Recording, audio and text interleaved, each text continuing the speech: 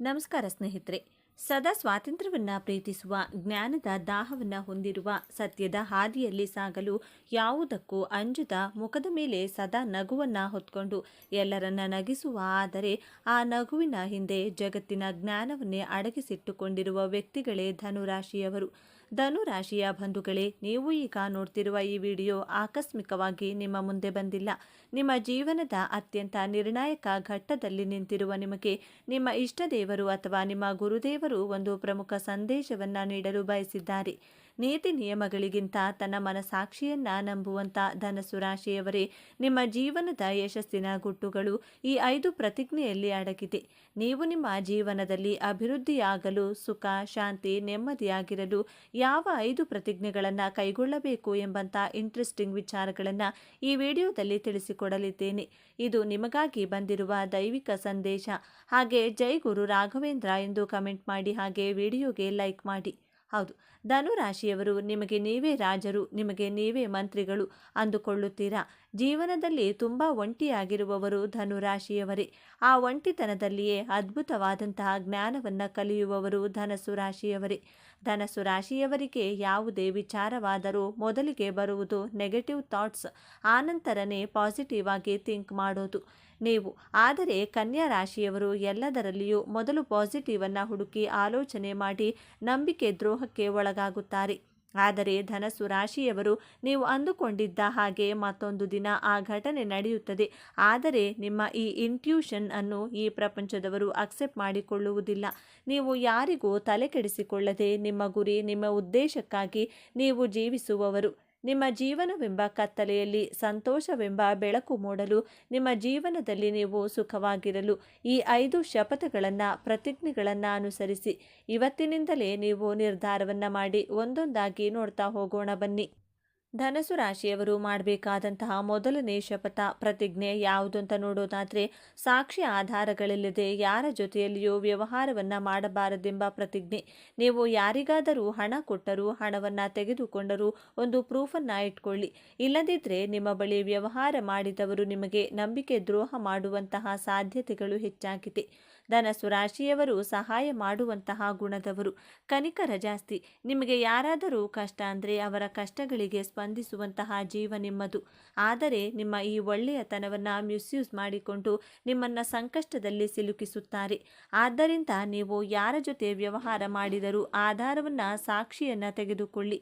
ಒಂದು ಅಗ್ರಿಮೆಂಟನ್ನು ಮಾಡಿಸಿಕೊಂಡು ಸೇಫ್ ಆಗಿ ನಿಮ್ಮ ಬಳಿ ಇಟ್ಟುಕೊಳ್ಳುವಂಥ ಶಪಥವನ್ನು ಇವತ್ತಿನಿಂದಲೇ ಪ್ರಾರಂಭ ಮಾಡಿ. ಎರಡನೆಯದಾಗಿ, ಧನಸ್ಸು ರಾಶಿಯವರು ಕಾಯಕವೇ ಕೈಲಾಸ ಎಂಬಂಥ ಪ್ರತಿಜ್ಞೆಯನ್ನು ಪಾಲಿಸಬೇಕು. ನಿಮ್ಮ ಕೆಲಸವೇ ನಿಮ್ಮ ಶಕ್ತಿ, ನಿಮ್ಮ ಜೀವನದ ಅಸ್ತ್ರ. ಸಂಬಂಧಿಕರು, ಸ್ನೇಹಿತರು ಎಲ್ಲರೂ ನಿಮ್ಮ ಕೈ ಬಿಟ್ಟರೂ ನಿಮ್ಮ ದುಡಿಮೆ ನಿಮ್ಮ ಕೈ ಹಿಡಿಯುತ್ತದೆ. ನನ್ನ ದುಡಿಮೆಯೇ ನನ್ನ ದೊಡ್ಡ ಶಕ್ತಿ ಎನ್ನುವಂತಹ ಶಪಥವನ್ನು ಮಾಡಿ. ನೀವು ನಂಬಿದವರು ನಿಮಗೆ ಮೋಸ ಮಾಡಿದರೂ ನೀವು ನಂಬಿರುವ ದುಡಿಮೆ ನಿಮ್ಮ ಜೊತೆಗೆ ಇರುತ್ತದೆ. ದೇವರು ನಿಮಗೆ, ಧನಸ್ಸು ರಾಶಿಯವರಿಗೆ ಎಷ್ಟೇ ಕಷ್ಟ ಕೊಟ್ಟರು, ಅಂದರೆ ನಿಮ್ಮ ಜೀವನ ಸಂಗಾತಿ ನಿಮ್ಮನ್ನು ಅರ್ಥ ಮಾಡಿಕೊಳ್ಳುವುದರಲ್ಲಿ ಸೋತರು, ಎಲ್ಲರೂ ಅವಮಾನ ಮಾಡಿದರು, ದೇವರು ನಿಮಗೆ ಒಂದಲ್ಲ ಒಂದು ದುಡಿಮೆಯನ್ನು, ಒಂದು ಆದಾಯದ ಮೂಲವನ್ನು ಕೊಟ್ಟಿರುತ್ತಾರೆ. ಇದೇ ನಿಮ್ಮ ದೊಡ್ಡ ಶಕ್ತಿ, ದೊಡ್ಡ ಅಸ್ತ್ರವಾಗಿರುತ್ತದೆ. ನೀವು ಎಲ್ಲಿಯವರೆಗೂ ದುಡಿಯುತ್ತೀರೋ ಅಲ್ಲಿಯವರೆಗೂ ಯಾವ ಕಷ್ಟಗಳಿಗೂ ಯಾರಿಗೂ ಹೆದರುವಂತಹ, ತಲೆ ತಗ್ಗಿಸುವಂಥ ಅವಶ್ಯಕತೆ ಇಲ್ಲವೇ ಇಲ್ಲ. ನಿಮ್ಮ ಬುದ್ಧಿಶಕ್ತಿಯಿಂದ, ನಿಮ್ಮ ದೈಹಿಕ ಬಲದಿಂದ ದುಡಿಯಿರಿ. ಮೂರನೆಯದಾಗಿ, ಪಾಪಕೃತ್ಯದಿಂದ ಬರುವಂಥ, ಅಧರ್ಮದಿಂದ ಬರುವಂಥ ಹಣವನ್ನು ತೆಗೆದುಕೊಳ್ಳಬಾರದು. ಕಾಲಪುರುಷನ ಕುಂಡಲಿಯಲ್ಲಿ ಧನಸ್ಸು ರಾಶಿ ಧರ್ಮದ ಭಾವದಲ್ಲಿ ಬರುತ್ತದೆ. 9ನೇ ಭಾವದ ಅಧಿಪತಿ ಗುರುಗ್ರಹ. ಗುರುವಿನ ಸ್ವಂತ ಮನೆಯಾದಂತಹ ಧನಸ್ಸು ರಾಶಿಯಲ್ಲಿ ಹುಟ್ಟಿರುವ ನೀವು ಅಧರ್ಮದ ಹಣವನ್ನು ನಿಮ್ಮ ಕೈಯಲ್ಲೂ ಸಹ ಮುಟ್ಟು ಹಾಕಿಲ್ಲ. ಧರ್ಮ ಮಾರ್ಗದಿಂದ ದುಡಿದು ಜೀವನ ಮಾಡಿದರೆ ಗುರುಗ್ರಹ ನಿಮ್ಮ ಬೆನ್ನ ಹಿಂದೆ ಕಾಯುತ್ತಾರೆ. ಸಾಕ್ಷಾತ್ ಶ್ರೀ ಗುರು ರಾಘವೇಂದ್ರರ ಆಶೀರ್ವಾದ ನಿಮ್ಮ ಮೇಲೆ ಸದಾ ಇದ್ದೇ ಇರುತ್ತದೆ. ನೀವು ಧರ್ಮದ ಹಾದಿಯಲ್ಲಿ ಇದ್ದರೆ ನಿಮ್ಮ ಜೀವನದಲ್ಲಿ ಅದೆಂತಹ ಸಂಕಷ್ಟ ಬಂದರೂ ಸಾಕ್ಷಾತ್ ಗುರುಗಳ ಅನುಗ್ರಹದಿಂದ ನಿಮ್ಮನ್ನು ಸಂಕಷ್ಟಗಳಿಂದ ಪಾರು ಮಾಡುತ್ತಾರೆ. ಧರ್ಮದ ಹಾದಿಯಲ್ಲಿ ದುಡಿದಿದ್ದೇ ಆದರೆ ನೀವು ಹಾಸ್ಪಿಟಲ್ಗೆ ಬಿಲ್ ಕಟ್ಟುವಂತಹ ಅವಶ್ಯಕತೆ ಇರುವುದಿಲ್ಲ. ಕೋರ್ಟು ಕಚೇರಿ, ಪೊಲೀಸ್ ಸ್ಟೇಷನ್ಗೆ ಅಲೆದಾಡುವಂತಹ ಪರಿಸ್ಥಿತಿಯು ಎದುರಾಗುವುದಿಲ್ಲ. ಅನವಶ್ಯಕ ಖರ್ಚುಗಳು ಮಾಡುವಂತಹ ಅವಶ್ಯಕತೆ ಇರುವುದಿಲ್ಲ. ಧರ್ಮದ ಹಾದಿಯಲ್ಲಿ ಜೀವನ ನಡೆಸುತ್ತೇನೆ ಎಂಬಂತಹ ಪ್ರತಿಜ್ಞೆಯನ್ನು ಮಾಡಿ. 4ನೇಯದಾಗಿ ಧನಸ್ಸು ರಾಶಿಯವರು ನಿಮ್ಮ ಸಾಮರ್ಥ್ಯದ ಮೇಲೆ ನಂಬಿಕೆಯನ್ನು ಇಟ್ಟು ಬದುಕಬೇಕು.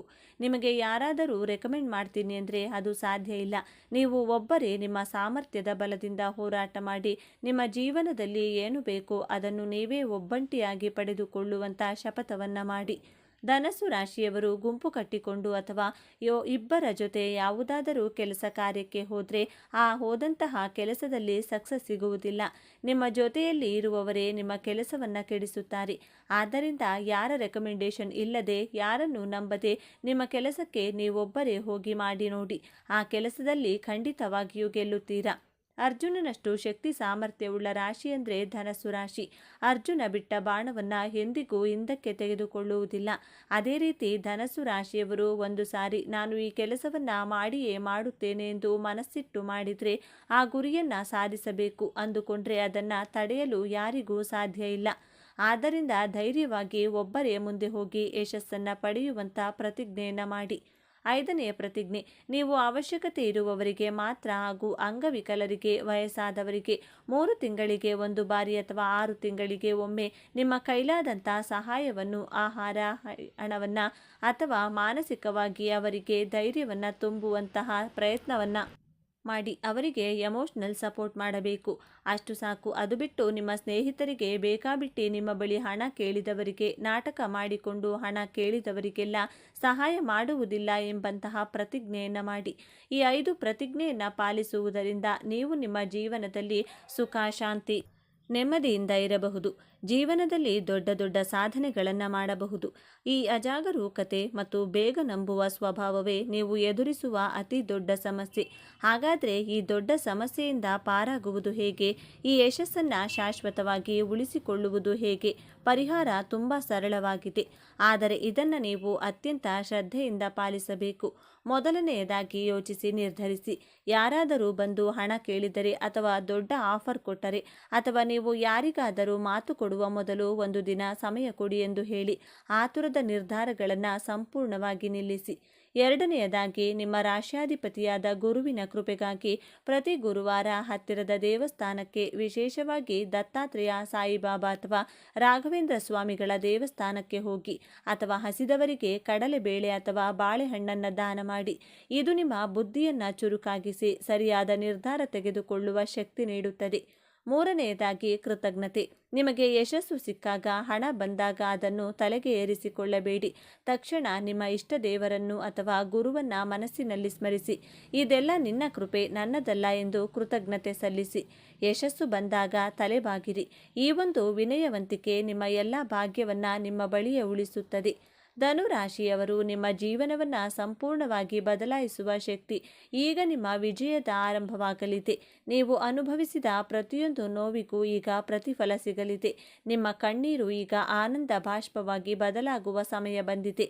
ನೆನಪಿಡಿ, ಈ ವಿಡಿಯೋ ನಿಮಗೆ ತಲುಪಿದ್ದು ಆಕಸ್ಮಿಕವಲ್ಲ. ಇದು ನಿಮ್ಮ ಇಷ್ಟ ದೇವರು ನಿಮಗೆ ನೀಡುತ್ತಿರುವ ಸ್ಪಷ್ಟ ಸಂದೇಶ. ಈ ಅದ್ಭುತ ಸಮಯವನ್ನು ಸದುಪಯೋಗಪಡಿಸಿಕೊಳ್ಳಿ. ನಿಮ್ಮ ಜೀವನದ ಹೊಸ ಅಧ್ಯಾಯಕ್ಕೆ ತಯಾರಾಗಿ. ನಿಮ್ಮ ನಂಬಿಕೆಯ ಸಂಕೇತವಾಗಿ ನಿಮ್ಮ ಜೀವನ ಬದಲಾಗಬೇಕು ಎನ್ನುವ ಸಂಕಲ್ಪದೊಂದಿಗೆ ತಪ್ಪದೆ ನಿಮ್ಮ ಕುಲದೇವರ ಅಥವಾ ನಿಮ್ಮ ಇಷ್ಟ ದೇವರ ಹೆಸರನ್ನು ಕಮೆಂಟ್ ಮಾಡಿ. ಆ ಭಗವಂತನು ನಿಮ್ಮನ್ನು ಸದಾ ಕಾಪಾಡಲಿ. ಸರ್ವೇ ಜನ ಸುಖಿನೋ ಭವಂತು. ಇದೇ ತರಹದ ಜ್ಯೋತಿಷ್ಯಕ್ಕೆ ಸಂಬಂಧಪಟ್ಟಂಥ ವಿಡಿಯೋ ನೋಡಲು ನಮ್ಮ ಚಾನೆಲ್ನ ಸಬ್ಸ್ಕ್ರೈಬ್ ಆಗಿ. ಈ ವಿಡಿಯೋಗೆ ಲೈಕ್ ಮಾಡಿ, ಶೇರ್ ಮಾಡಿ. ಧನಸ್ಸು ರಾಶಿಯವರ ಗುಣಸ್ವಭಾವ ಹೇಗಿರುತ್ತದೆ? ಧನಸ್ಸು ರಾಶಿಯವರಿಗೆ ಯಾವೆಲ್ಲ ಲಾಭಗಳು ಇವರ ಜೀವನದಲ್ಲಿ ಕಾಣಸಿಗುತ್ತವೆ? ಧನಸ್ಸು ರಾಶಿಯವರ ಹಣಕಾಸಿನ ವಿಚಾರದಲ್ಲಿ ಹೇಗೆಲ್ಲ ಜವಾಬ್ದಾರಿ ನಿಭಾಯಿಸುತ್ತಾರೆ? ಧನಸ್ಸು ರಾಶಿಯವರು ತನ್ನ ಕುಟುಂಬದ ಜವಾಬ್ದಾರಿಯನ್ನು ಹೇಗೆಲ್ಲ ನಿಭಾಯಿಸಿಕೊಂಡು ಹೋಗುತ್ತಾರೆ? ಧನಸ್ಸು ರಾಶಿಯವರ ಮುಂದಿನ ಜೀವನವನ್ನು ಹೇಗೆಲ್ಲ ನಡೆಸುತ್ತಾರೆ? ನಿಮ್ಮ ತಪ್ಪು ಇಲ್ಲದೆ ಯಾರು ನಿನ್ನನ್ನು ನಿಂದಿಸಿದರೂ ಪ್ರತೀಕಾರ ತೀರಿಸಲು ನಿನ್ನ ಕೈಯಲ್ಲಾಗದಿದ್ದ ಕಾಲ ಅವರನ್ನು ತಪ್ಪದೇ ಶಿಕ್ಷಿಸುತ್ತದೆ. ಏಕೆಂದರೆ ಅವರು ಮಾಡಿದ ಕರ್ಮಗಳಿಗೆ ಅವರೇ ಶಿಕ್ಷೆ ಅನುಭವಿಸಬೇಕು. ಧನಸ್ಸು ರಾಶಿಯವರ ಮನಸ್ಸಿನಲ್ಲಿ ಅಡಗಿರುವ ನಿಗೂಢ ಅವ್ಯಕ್ತ ಭಯದ ಬಗ್ಗೆ ಈ ವಿಡಿಯೋದಲ್ಲಿ ತಿಳಿಸಿಕೊಡಲಿದ್ದೇನೆ. ಈ ವಿಡಿಯೋವನ್ನು ಯಾವುದೇ ಕಾರಣಕ್ಕೂ ಸ್ಕಿಪ್ ಮಾಡದೆ ಸಂಪೂರ್ಣವಾಗಿ ಮಾಹಿತಿಯನ್ನು ನೋಡಿದರೆ ಮಾತ್ರ ನಿಮಗೆ ಅರ್ಥವಾಗುತ್ತದೆ. ಅದಕ್ಕೂ ಮೊದಲು ನೀವೇನಾದರೂ ಧನಸ್ಸು ರಾಶಿಯವರಾಗಿದ್ದರೆ, ಜ್ಯೋತಿಷ್ಯ ಶಾಸ್ತ್ರ ಹಾಗೂ ದೇವರನ್ನು ನಂಬುವವರಾಗಿದ್ದರೆ ಈ ವಿಡಿಯೋವನ್ನು ಈಗಲೇ ಲೈಕ್ ಮಾಡಿ ಮತ್ತು ತಪ್ಪದೇ ನಮ್ಮ ಚಾನಲ್ಗೆ ಈಗಲೇ ಸಬ್ಸ್ಕ್ರೈಬ್ ಮಾಡಿಕೊಳ್ಳಿ. ಎಲ್ಲರೂ ಭಕ್ತಿಯಿಂದ ಓಂ ನಮಃ ಶಿವಾಯ ಅಂತ ಕಮೆಂಟ್ ಮಾಡಿ. ಮನುಷ್ಯನಾಗಿ ಹುಟ್ಟಿದ ಮೇಲೆ ಭಯಪಡುವ ಸಹಜ ಗುಣ ಒಬ್ಬೊಬ್ಬರಿಗೆ ಒಂದು ರೀತಿಯ ಭಯವಿರುತ್ತದೆ. ಕೆಲವೊಬ್ಬರಿಗೆ ಭೂತ ಪ್ರೇತಗಳ ಭಯವಿದ್ದರೆ, ಕೆಲವರು ಭವಿಷ್ಯತ್ ಕಾಲದ ಬಗ್ಗೆ ಹೆಚ್ಚು ಆಲೋಚನೆ ಮಾಡಿ ಭಯಪಡುತ್ತಾರೆ. ಕುಂಡಲಿಯ 6, 8 ಮತ್ತು 12ನೇ ಭಾವದಿಂದ ಭಯವನ್ನು ಕಂಡುಹಿಡಿಯಬಹುದು. 6ನೆಯ ಭಾವದಿಂದ ರೋಗ, ಸಾಲ, ಶತ್ರುಗಳ ಬಗ್ಗೆ ಭಯಪಟ್ಟರೆ 8ನೇ ಭಾವದಿಂದ ನಿಗೂಢ ಭಯವನ್ನು, ಅವ್ಯಕ್ತ ಭಯವನ್ನು ಕಂಡುಹಿಡಿಯಬಹುದು. 12ನೇ ಭಾವದಿಂದ ಕಳೆದುಕೊಳ್ಳುವಂತಹ ಭಯವಿರುತ್ತದೆ. ಕಾಲಪುರುಷನ ಕುಂಡಲಿಯಲ್ಲಿ ಧನಸ್ಸು ರಾಶಿ 9ನೇ ಭಾಗವಾಗಿದೆ. ಧನಸ್ಸು ರಾಶಿ ಅಗ್ನಿತತ್ವ ರಾಶಿಯಾಗಿ ಆಗಿದೆ. ಈ ರಾಶಿಯ ಅಧಿಪತಿ ಗುರುಗ್ರಹ, ಪಂಚಮಾಧಿಪತಿ ಮಂಗಳ ಗ್ರಹ, ನವಮಾಧಿಪತಿ ಸೂರ್ಯಗ್ರಹ. ಗುರುಗ್ರಹ ಜ್ಞಾನವನ್ನು, ಜವಾಬ್ದಾರಿಯನ್ನು, ಸಂಸ್ಕಾರವನ್ನು, ಆತ್ಮವಿಶ್ಲೇಷಣೆಯನ್ನು, ಗೌರವವನ್ನು ಪ್ರತಿನಿಧಿಸುತ್ತದೆ. ಮಂಗಳ ಗ್ರಹ ಶಕ್ತಿ, ನೇತೃತ್ವ, ಕ್ಷಮತೆ, ಕ್ರೋಧ, ನಿಷ್ಠೆ, ನಾಯಕತ್ವದ ಗುಣ, ಭಾವುಕತೆ, ಧೈರ್ಯದ ಪ್ರತೀಕ. ಸೂರ್ಯಗ್ರಹ ಧೈರ್ಯ, ಆತ್ಮವಿಶ್ವಾಸ, ತೇಜಸ್ಸು, ಹುಮ್ಮಸ್ಸು, ಆತ್ಮಸ್ಥೈರ್ಯ, ಸಫಲತೆಯ ಪ್ರತೀಕ. ಕುಂಡಲಿಯಲ್ಲಿ ಈ 3 ಗ್ರಹಗಳ ಸ್ಥಿತಿ ಚೆನ್ನಾಗಿದ್ದರೆ ಜಾತಕರು ಪರಾಕ್ರಮ, ಧೈರ್ಯಶಾಲಿಯಾಗಿದ್ದು ಉತ್ತಮ ಹೆಸರು, ಕೀರ್ತಿಯನ್ನು ಪಡೆದು ದೇಶ ವಿದೇಶಗಳಲ್ಲಿ ಖ್ಯಾತಿಯನ್ನು ಪಡೆಯುತ್ತಾರೆ. ಸಂತೋಷಕರವಾದ, ತೃಪ್ತಿಕರವಾದ ಜೀವನವನ್ನು ನಡೆಸುತ್ತಾರೆ. ಈ 3 ಗ್ರಹಗಳು ಶತ್ರು ರಾಶಿ, ನೀಚ ರಾಶಿಯಲ್ಲಿ ಸ್ಥಿತವಾಗಿದ್ದರೆ ಜಾತಕರು ಎಲ್ಲ ಕ್ಷೇತ್ರಗಳಲ್ಲಿಯೂ ನಿರಾಶೆ, ಶತ್ರುಗಳ ಕಾಟ, ಅಸಫಲತೆಯನ್ನು ಅನುಭವಿಸುತ್ತಾರೆ. ಧನಸ್ಸು ರಾಶಿಯ ಅಧಿಪತಿ ಗುರುಗ್ರಹವಾಗಿರುವುದರಿಂದ ಜಾತಕರಿಗೆ ಎಲ್ಲ ಶುಭ ಗುಣಗಳು, ಒಳ್ಳೆ ಸಂಸ್ಕಾರವನ್ನು ಪಡೆದುಕೊಂಡು ಜನಿಸಿರುತ್ತಾರೆ. ವೇದಗಳ ಪ್ರಕಾರ ಗುರುಗ್ರಹ ಜೀವಕಾರಕ ಗ್ರಹ. ಜೀವವನ್ನು ಕೊಡುವಂತಹ ಗ್ರಹ ಗುರುಗ್ರಹ ಎಂದರೆ ಆಕಾಶ ತತ್ವ. ಗುರುಗ್ರಹ ಎಂದರೆ ಈ ಭೂಮಿಯ ಮೇಲ್ಛಾವಣಿಯಾಗಿದೆ. ಇಡೀ ಸೃಷ್ಟಿಗೆ ಕಾರಕ ಗುರುಗ್ರಹ. ಶಾಸ್ತ್ರದಲ್ಲಿ ಗುರುಗ್ರಹವಿಲ್ಲದೆ ಜೀವನದ ಕಲ್ಪನೆಯನ್ನು ಮಾಡಿಕೊಳ್ಳಲು ಅಸಂಭವವಾಗಿದೆ. ಗುರುಗ್ರಹವನ್ನು ಅರಳಿ ವೃಕ್ಷಕ್ಕೆ ಹೋಲಿಸಲಾಗಿದೆ. ಅರಳಿ ವೃಕ್ಷ ಎಲ್ಲ ಪ್ರಾಣಿ ಪಕ್ಷಿ ಜೀವಜಂತುಗಳಿಗೆ, ಮಾನವ ಕುಲಕ್ಕೆ ನಿಸ್ವಾರ್ಥ ಭಾವನೆಯಿಂದ ಪ್ರಾಣವಾಯುವಾದ ಆಕ್ಸಿಜನ್ನನ್ನು ಕೊಡುತ್ತದೆ. ಇದೇ ರೀತಿ ಧನಸ್ಸು ರಾಶಿಯವರನ್ನು ತನ್ನ ಸ್ನೇಹಿತರಿಗೆ, ಕುಟುಂಬದವರಿಗೆ ನಿಸ್ವಾರ್ಥ ಪ್ರೀತಿ, ಆಕ್ಸಿಜನ್ ರೀತಿ ಕೊಡುತ್ತಾರೆ. ಚಿಕ್ಕ ವಯಸ್ಸಿನಿಂದಲೇ ತನ್ನ ಕುಟುಂಬದವರ ಕಾಳಜಿ ಮಾಡುತ್ತಾರೆ. ಯಾವುದೇ ಭೇದ ಭಾವ ಮಾಡದೆ ಶ್ರದ್ಧೆಯಿಂದ ಕುಟುಂಬದವರಿಗೋಸ್ಕರ ಬದುಕುತ್ತಾರೆ. ಧನಸ್ಸು ರಾಶಿಯವರು ಶುದ್ಧ ಜ್ಞಾನ ಸಂಪಾದನೆಗೋಸ್ಕರ ಸದಾ ಪ್ರಯತ್ನಿಸುತ್ತಾರೆ. ತನ್ನ ಕುಟುಂಬ, ಸಮಾಜದ ಸೇವೆಗೆ ತನ್ನನ್ನು ಮುಡಿಪಾಗಿಟ್ಟುಕೊಂಡಿರುತ್ತಾರೆ. ಸತ್ಯಕ್ಕಾಗಿ ಹೋರಾಟ ಮಾಡುತ್ತಾರೆ. ಧನಸ್ಸು ರಾಶಿಯವರ ಪಂಚಮಾಧಿಪತಿ ಮಂಗಳ ಗ್ರಹವಾಗಿರುವುದರಿಂದ ನೀವು ಧೈರ್ಯವಂತರಾಗಿದ್ದು ನಿಷ್ಠಾವಂತರು, ಸಾಹಸಿಗಳಾಗಿರುತ್ತೀರಾ.